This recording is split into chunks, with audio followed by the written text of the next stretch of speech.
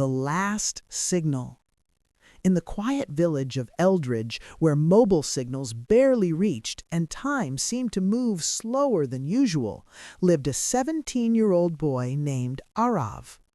Unlike others, Aarav was obsessed with technology. He believed that even in a forgotten place like his village, something extraordinary could happen.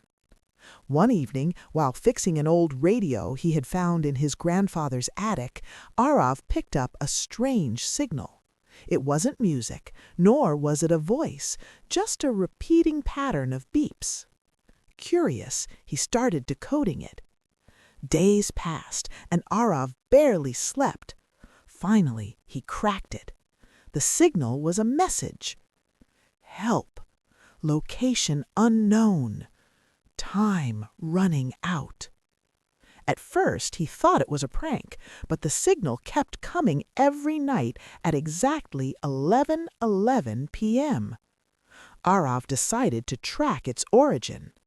Using his homemade antenna, he followed the signal deep into the forests near his village, an area people avoided, calling it cursed. But Aarav didn't believe in superstitions. As he walked deeper, his device started buzzing louder. The signal was strongest near an old abandoned bunker covered in vines.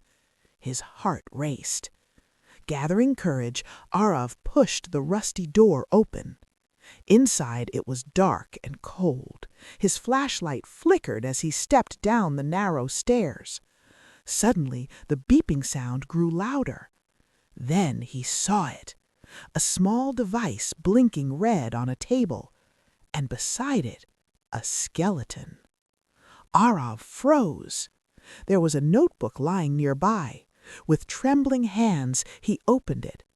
It belonged to a scientist named Dr. Mera, who had been working on a secret communication experiment years ago.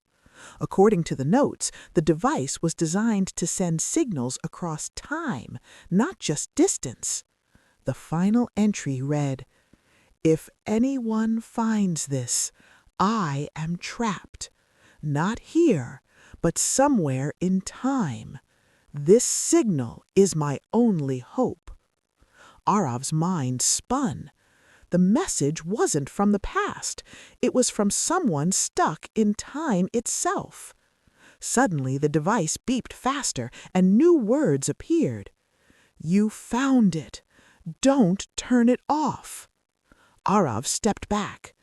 "What if I change something?" he whispered. But then he thought, what if he was the only chance that scientist had?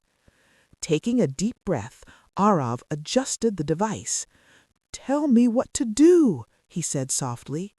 The screen flickered, and then everything went dark. The next morning, villagers found the bunker door open, but Aarav was gone. On the table, the device still blinked. A new message appeared. "Help! My name is Aarav. Location unknown."